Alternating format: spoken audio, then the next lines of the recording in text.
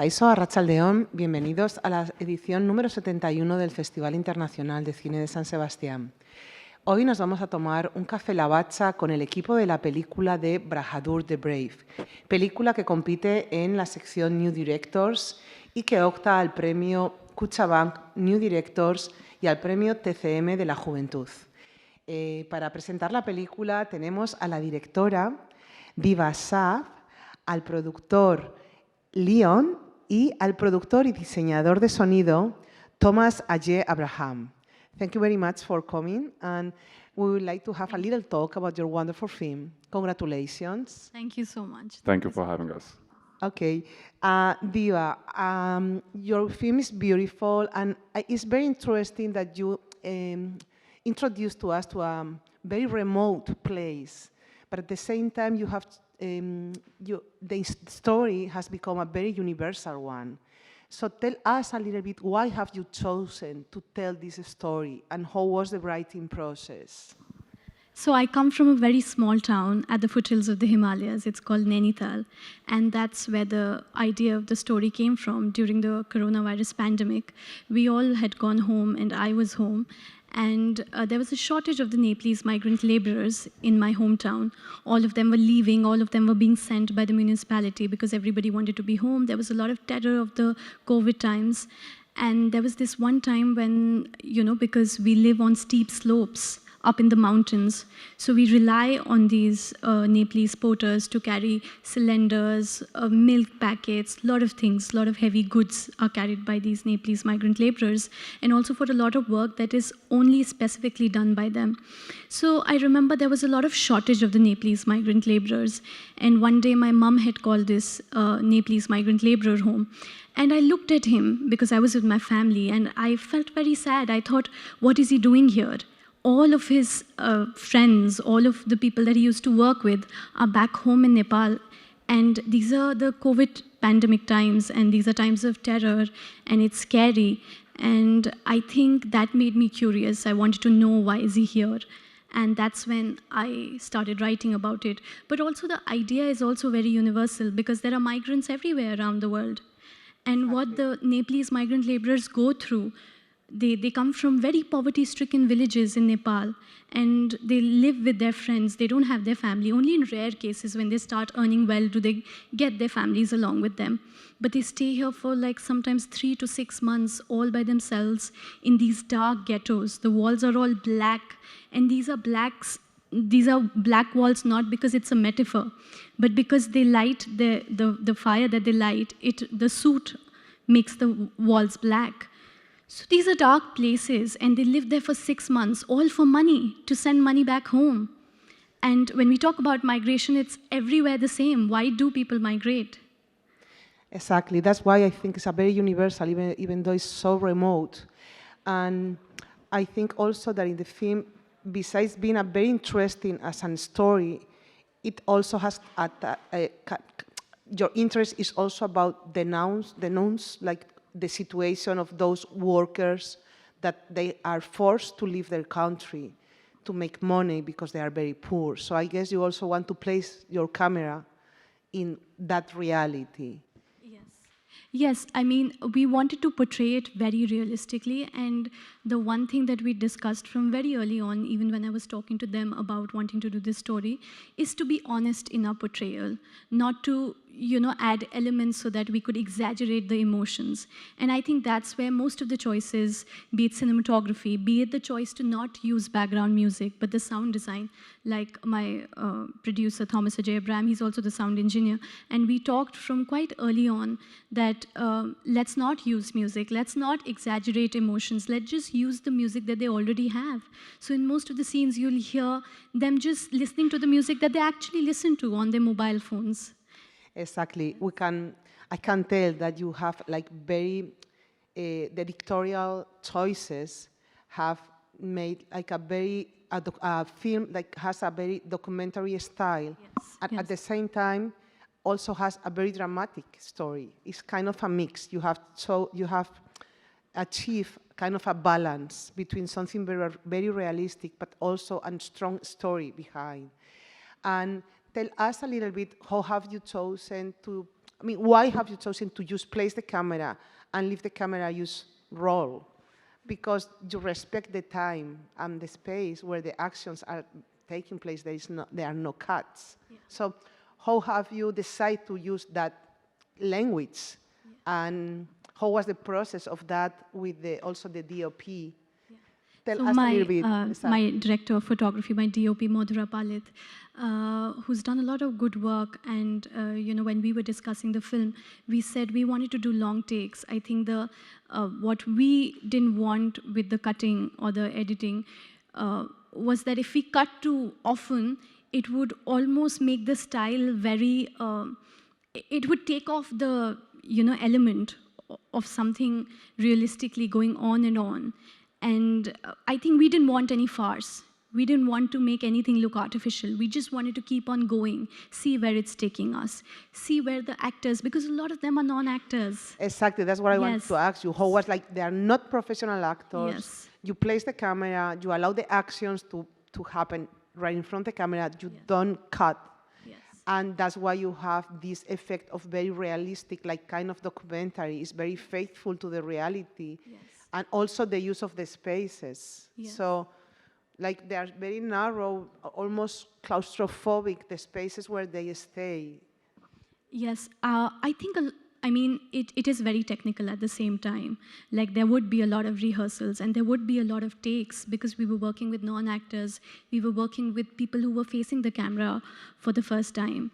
And we didn't want to take a lot of cuts because we didn't want to create a farce in the story. We wanted to realistically keep on playing. And it would, I think for us, we wanted to achieve, something very organic with the story. Like, I know the writing is such that it has dramatic elements, but in the technical language of the film, we wanted to play it very organically, almost as if the camera was there, but nobody was seeing it. And there were technical aspects of it in the sense that we took a lot of number of takes. We did rehearse a lot because these were people who were scared of the camera. So we would rehearse with the camera, we would rehearse without the camera. And that was And were you giving them the lines? Like on the screenplay, was everything written as it is? Or you were kind of like ideas and then you were on the rehearsals, like rewriting? Or how was that process? Because when you have non-professional actors and they do one take and another one, at the end they get so exhausted because they are not professional, so it looks sometimes it looks fake. So how have you achieved that such a natural and fresh with non-professional actors? Thank you so much for that compliment. But I think, we didn't improvise a lot because we knew these were people who were already scared. We wanted the lines out of the way.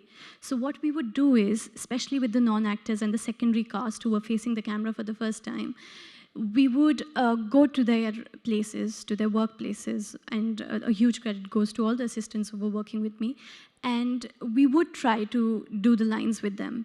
This was way before we started shooting, so that once the lines were out of the way, once they were not scared about what they had to say, then they could just be themselves. And then if they had to improvise, they could improvise.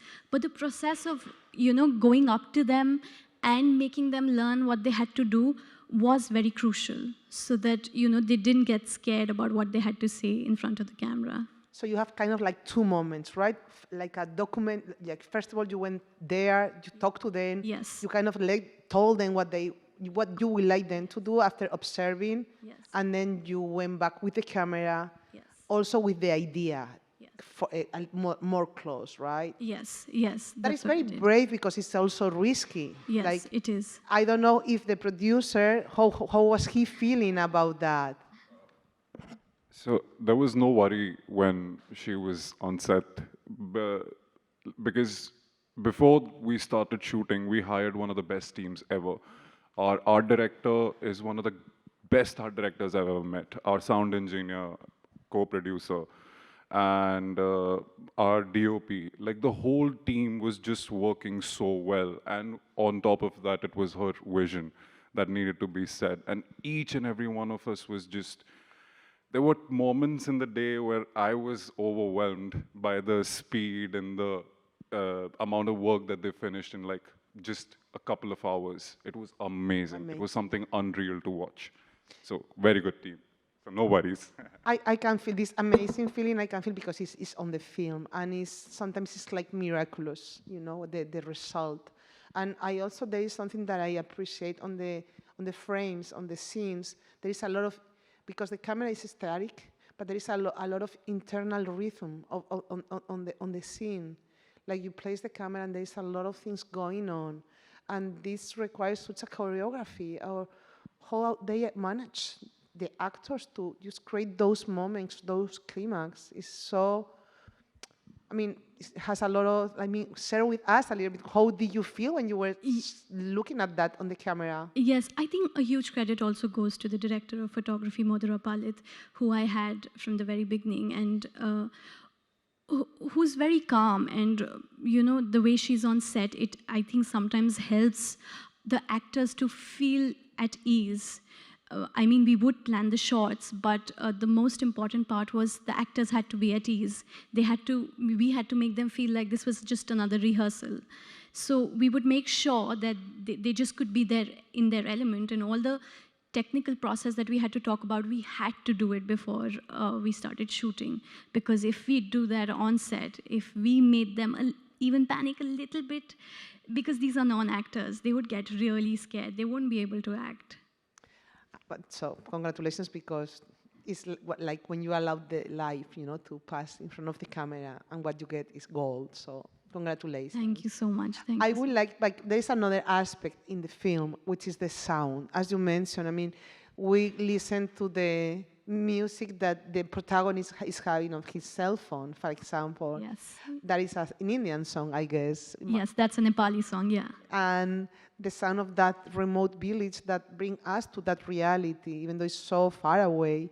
So how was your work in this film? How did you? When it came to the sound and all those ringtones that we had, we were just researching on what would be a ringtone that suits the character's character. You know, like for example, Hansi had a peculiar character, so we chose a ringtone that was going along with his character. Whereas with Dil Bahadur also, I had sent her a few ringtones. She said, "No, let's not do this." And then we researched more. The more we researched, we got better ringtones that goes with the character. Even when you'll see other Bahadurs, they have a different ringtones for everything. So we made sure that a ringtone also characterizes the person. So in that way, it was a very it was very entertaining to get research about all these things and come up with a different ringtone for every Bahadur there. But okay, it's very interesting. Each character has like his own soundtrack, right? But there is also a character which is the space, and also the off-camera space. I mean, we can talk about Nepal as a character of the film, which is always there, even though we never see the country, but it's there. Is what like the story comes from. Is the place where we don't see it. So there is also a feeling of remote, like not only the characters but the space. How have you worked on that? Yeah, so before the shoot and after the shoot, we dedicated 2 days just to record the ambience of the place. So my team, that was Rakesh and Jishnu, they were the main guys for the SINGH sound. I was mostly into the post sound part of where the sound design and the mix was happening. So these guys used to go with our drivers. They used to 2 days. They used to hike all the mountains, record all the sounds, and we also had a senior sound designer who was a very close friend of mine. His name is Bigya. He's done the films called E Baleu, and he gave us a few libraries that he recorded, which helped us in a very, very special way to cover the whole ambience of the atmosphere of Nainital. It's very interesting, because it's, you know, one of those films that has this taste of documentary, at the same time it's a big story, very local but very universal, and the soundtrack, even though there is no music, is an amazing work. I can feel it. Also, I mean, we could talk much more, but there is, of course, the strongest or one of the most powerful shots of the film is the last one, right? And that is, filmmaking is amazing, like how in one shot, not like with different levels of actions, everything is happening there. It's like an homage to life. like something, somebody's dancing, it's the movement of life, and there, I'm not going to reveal, but congratulations for that thing, for that shot, that ending, because it has that thing of like you rethink the story over again, and it's there when you reach the universality of the story, I guess. So tell me a little bit about that shot that I guess everybody's, I mean, you guys are, as producers, I guess you were very, I don't know, how was that when you were seeing that film and when she was working on that So shot? as a producer, how I like to function is I like to sit behind the camera. So because that's the first place you get to know if there is any problem that you're going to face in that day. So that's the first place you find out that this is going to be an issue that I'm going to face for the rest of my day. So I like sitting in, like, right behind the camera. So the first person who gets to know that there's going to be a problem is me. So I can solve it before it reaches her or it reaches him or anyone for that matter. So I remember that day when we were capturing that shot. It's one of the most beautiful shots I've ever seen in my life, and what a brilliant work she's done. But yeah, there was a tiny bit of difficulty to capture a few things. There were, like, you know, sometimes the light wasn't getting correct or something. But I remember the final second, because I think it was 15th take that we got that shot right. So it was 15 takes. The final shot you see is the final take. So it was chronological. The final shot was the last day of shooting. No. It was the last day of shooting in Nainital. Nainital. Not in the second. Not in the, yeah. It was the last day of shooting in Nainital, and then we had to switch the location to where, yeah, The Dharchula. river. So, but I remember that day, it was just when we finally, and it was, I think, 2 a.m. when we finally got that shot. Yeah, so it was 2 a.m. in the night. Later than that. Later than that. And then after that, it was so beautiful because the place where we had that setup of them living, it was actually someone's place of firewoods. Someone kept their firewoods inside that little thing. So after that, for I think till 3:30, all of us, the whole team, moved each and every piece there, but it didn't feel like any amount of work because of that final shot came out so beautiful. Yeah. Yeah. And how do you plan that shot? How was the work with you, the actors, the idea, or the DOP? Tell us a little bit. Yeah, so I think the last shot I was very clear about, like, especially in the writing process when I was writing it, you know, from the first draft, from I think the very first draft that I had, I knew that, because, you know, what had happened was during the coronavirus pandemic, my mother had got news of somebody dying, and at the time of COVID, you couldn't move around. And I remember I was seeing my mother from the balcony crying, and she kept crying.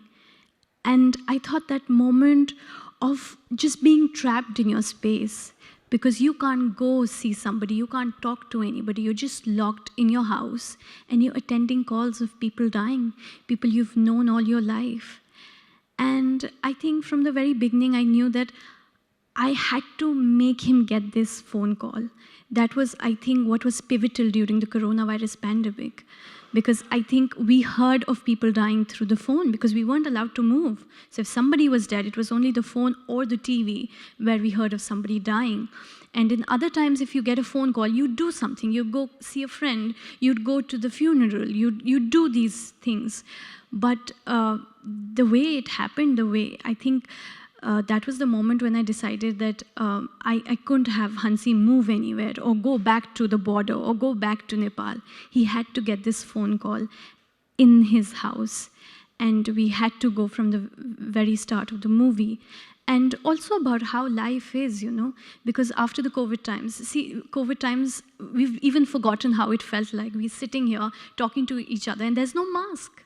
I mean, a few months back, we couldn't have imagined having this conversation without a mask. It was unbelievable.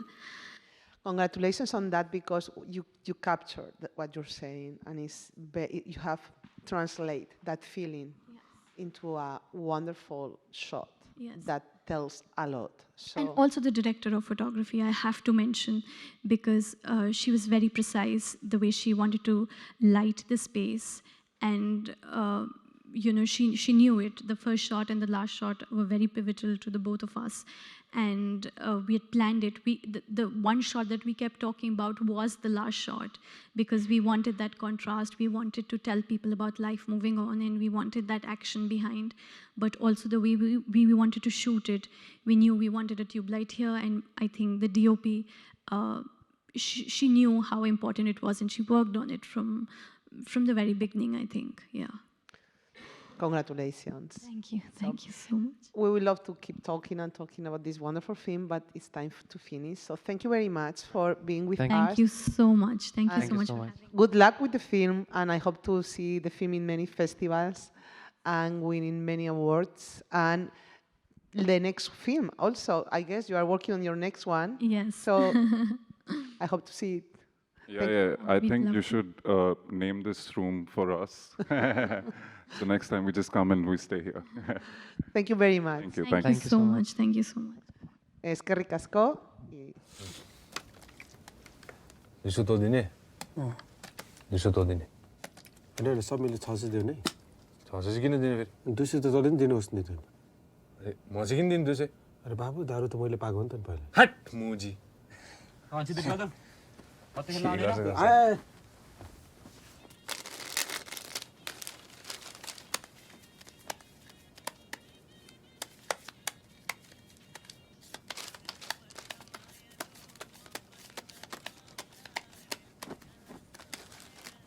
राख्न भा अरे यहाँ राख्न चाहिँ फाल्यो नि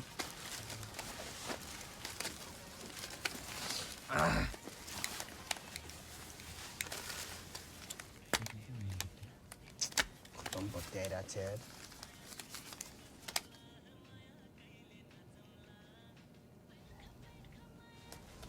hello cheating गर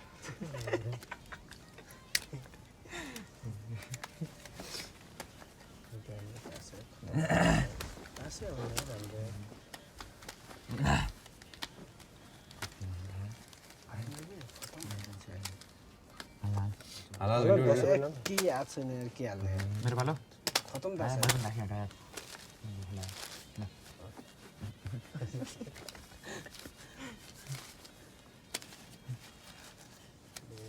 कति 20 हाल्नु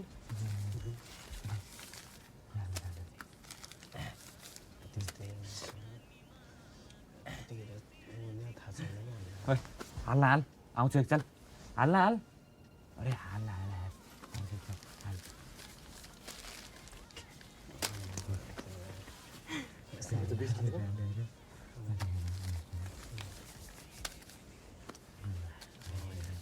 सोड सोड सोड 10 हाले सो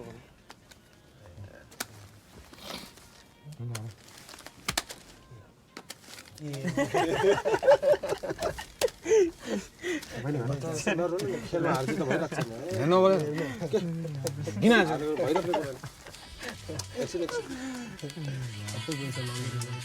यो पैसाले हेलो मेरो नाम अन्सी हेलो हेलो हेलो हो नि यार आफ्नो टम्पा बसेर खेल्नु हुन्छ नि अरे यार आफ्नो ठाउँमा बसेर खेल्नु हुन्छ कहाँ म यहाँ बस्छु मेरो ठाउँ हुन्छ यो नि यहाँ बस्नु हैन मेरो ठाउँ भने उठ्या मेरो ठाउँमा अरे यहाँ बसेर खेल्न यार ना हुँदैन नि म त आफ्नो ठाउँमा बसेर खेल्नु के छ र यार यस्तो ठाउँ हो त्यसो भने आफ्नो ठाउँमा बसेर के छ र यो ठाउँमा यस्तो के हुन्छ नि म त आफ्नो ठाउँमा बसेर खेल्नु नि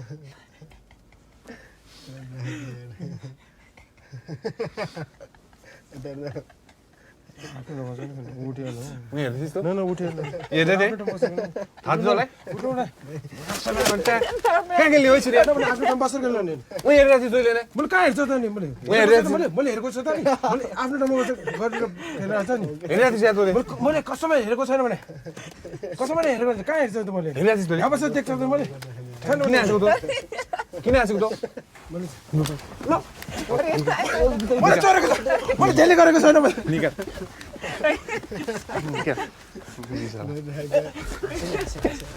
मैले झेले मैले झेले गरेको छैन छोड्ने हो त साला नि हेर्दै साला त पनि ला राख पैसा राख मैले झेले छोड छोड छोड छोड